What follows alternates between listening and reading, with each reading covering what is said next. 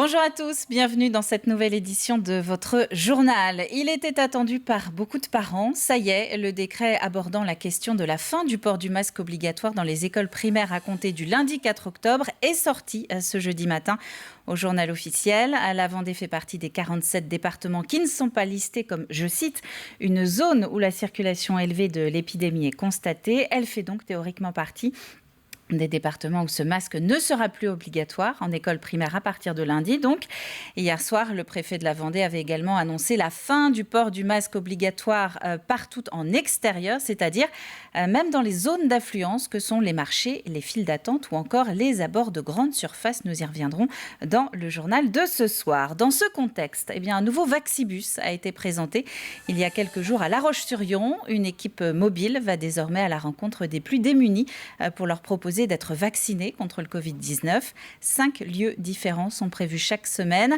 Un dispositif piloté par la Croix-Rouge, l'ARS et la préfecture de Vendée, au moins jusqu'à la fin de l'année. Écoutez. On a une couverture au niveau de la vaccination en Vendée qui est plutôt bonne. On a 10 centres de vaccination sur tout le territoire. Cependant, on constate que ces personnes-là, les personnes dans la précarité, ne se déplacent pas vers les centres de vaccination. Et en plus peuvent être porteurs de comorbidité. Donc tout l'intérêt d'avoir un dispositif qui soit mobile et qui puisse vraiment, dans la stratégie du gouvernement, aller vers ces publics.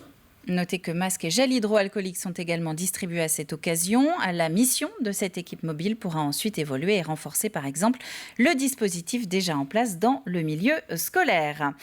Quelques images à présent de l'inauguration en ce moment même de l'usine Life. C'est à Bouin. C'est le premier site de production d'hydrogène renouvelable d'Europe et même le premier au monde à partir d'éoliennes. 300 personnes sont actuellement réunies sur place. Le principe, fabriquer de l'hydrogène à partir des énergies renouvelables comme les éoliennes.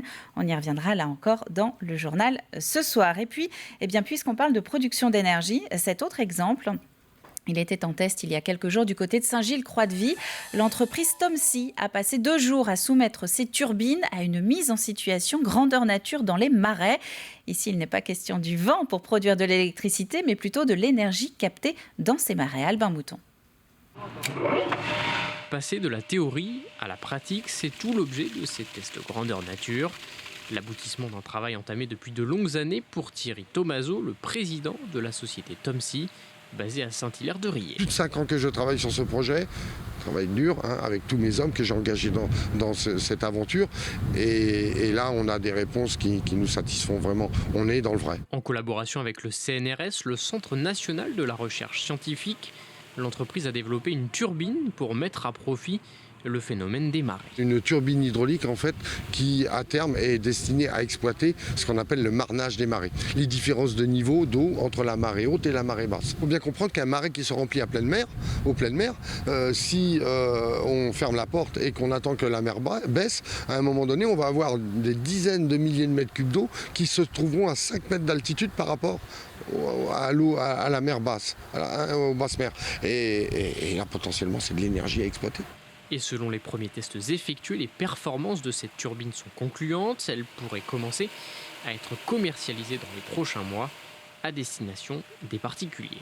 On peut imaginer que chaque marais, qui sont des anciens marais salants. On a Saint-Gilles-Croix-de-Vie, le long de l'estuaire de la Vie. Il y a une multitude de marais qui avant faisaient du sel, qui maintenant ne sont plus exploités, sont plutôt en jachère ou en repos.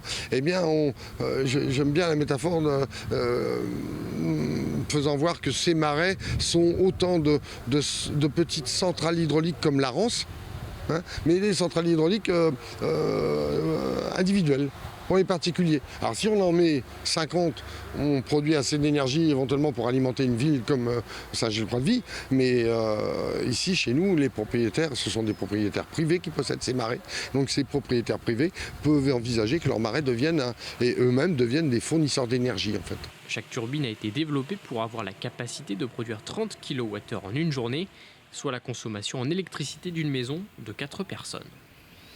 Et on va rester sur le littoral pour finir ce journal en chanson cette fois-ci. Les aînés de Bretignolles-sur-Mer viennent d'enregistrer une sorte d'hymne à leur résidence Espace et Vie. Une chanson qu'ils viennent d'enregistrer en studio et qui sera très prochainement présentée à l'occasion des 70 ans de la Semaine Bleue. Alix Solanos. Il suffisait de vous parler pour être apaisé. Ah, espace libre. Ils ont eux-mêmes réécrit le texte des célèbres Champs-Élysées de Jodassin et sont particulièrement concentrés sur leurs feuilles. Tous, à l'exception de Christiane, qui connaît, elle, les paroles par cœur. Oui, parce que je vois plus clair. Alors je peux pas les lire, alors je les ai apprises par cœur. Et si l'on avait dit à Paul qu'à 89 ans, elle enregistrerait son premier 45 tours, elle ne l'aurait pas cru. J'avais pas du tout l'intention de rentrer dans une chorale parce que j'avais un petit moment que j'étais sortie. Mais enfin, j'ai dit que j'allais rester maintenant. Puisque j'y suis, j'y reste. Et on oublie tous nos soucis, espace et vie. Ce projet d'enregistrement, c'est Jessica, l'animatrice de la résidence senior, qui en a eu l'idée. Il faut dire que très vite, elle s'est rendue compte de l'engouement que suscitait l'activité chorale. Oui, ça a créé beaucoup de liens entre eux. Grâce à ça, ils se sont tous regroupés, ils se sont même retrouvés à côté pour réviser sans moi. C'était vraiment très intéressant puisque ça apporte beaucoup de liens entre tous. Du lien entre eux et de la joie individuellement. Pour tous, le chant a ce pouvoir d'apaisement. Ça me fait du bien. D'ailleurs, quand j'étais petite avec maman, ma maman, elle chantait tout le temps et moi, je chantais avec elle. Et puis en ce moment, quand j'ai un petit bout de cafard, c'est rare maintenant que j'ai du cafard. Parce que depuis que je suis ici, je me sens bien. J'aime bien chanter. J'ai toujours bien aimé chanter. Même quand j'étais plus petite, il fallait que je chante. Alors maintenant, je suis une grande et je chante et j'aime bien. Ça fait du bien.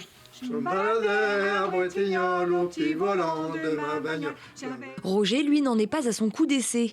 Pendant 25 ans, avec sa chorale bretonne, il a donné plus d'un concert. Toute étape de mixage et compagnie, je le connais. J'ai toujours aimé ça. Mais là, on sent que là-bas, en ce moment, on a besoin de travailler. L'enregistrement de la chanson sera dévoilé le 22 octobre prochain pour l'inauguration officielle de cette nouvelle résidence senior de Bretignolles-sur-Mer.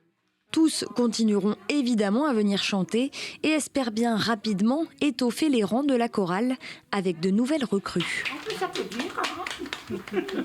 Et c'est la fin de ce journal. Merci à vous de l'avoir suivi. On se retrouve à 18h pour le prochain point sur l'actualité vendéenne. D'ici là, très bon après-midi ensoleillé à tous. À ce soir.